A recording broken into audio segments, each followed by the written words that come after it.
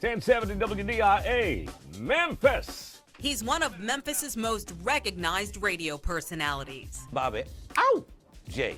Newly crowned Tennessee Radio Hall of Famer Bobby O.J. Yes, I will be inducted on July 31st in Murfreesboro, Tennessee.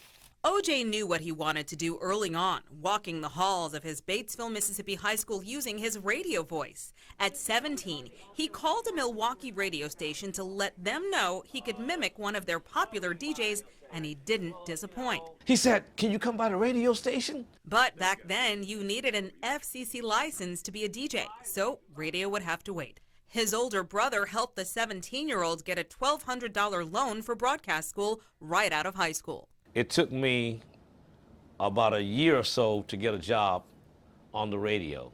Radio proved to be a rocky road. Fired within 3 months of taking his first gig in Birmingham, a Milwaukee station picked him up and he quickly became program director. So I hired this guy, and within 2 months, this man had taken my job, then he fired me. He said, "You telling me you're not gonna play this record?" I said, "I'm not gonna play it." He said, "You fired." Just like that. After Milwaukee, O.J. crisscrossed the nation with DJ stints in multiple cities, Houston, Dallas, Chicago. But as his popularity rose, so did temptations. I had a drug problem back then. What was your drug of choice? Cocaine. And so even though I was showing up for work every day, they just felt like, we can't have that kind of guy on our radio station. Humbled, O.J. came home to Batesville for a visit. And I got a phone call. It was Memphis's WDIA. He drove the 50 miles and interviewed on the spot. At the end of everything, they had given me this fat contract, and they even said to me, "We're going to even give you a company car to drive." And this was February of 1983, and the rest is history.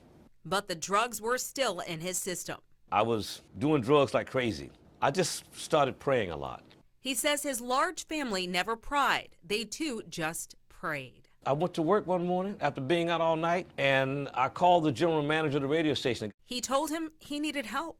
So June of 1985, I walked into the St. Joseph Rehab Center, stayed up for 30 days, haven't touched drugs and alcohol since. Listen, I want to make it clear. After 44 years in radio, he's known around the nation for his Bobbyology. Explain Bobbyology. Bobbyology is my thought pattern. I'm not willing to say just anything. I'm more willing to say things to get your attention in a positive manner. You might get off at first. O.J. made moves that turned the industry on its head as WDIA program director. Back in 1986, I decided that it would be a great idea for us to start putting talk shows on the radio station. Most stations had one talk show per week. I wanted us to be able to talk to our listeners every day about what was going on every day. He programmed 4 talk shows. And I love it. And industry insiders scoffed. What were you thinking? Until the ratings showed listeners wanted more. I started opening the phone lines on my show in the morning for people to respond to things. WDIA, hello. Of all kinds of things, about kids and relationships and politics and all the things that's going on in the world that affect our lives. But I think I added the What's on Your Mind line to stop the music at 5 o'clock in the afternoon so we could talk to our listeners and they could talk back. From Billboard Music Awards to Tennessee Radio Hall of Fame, where he will join fellow WDIA alums Bev Johnson, Rufus Thomas, and Nat D. Williams, Bobby O.J.'s awards are plenty.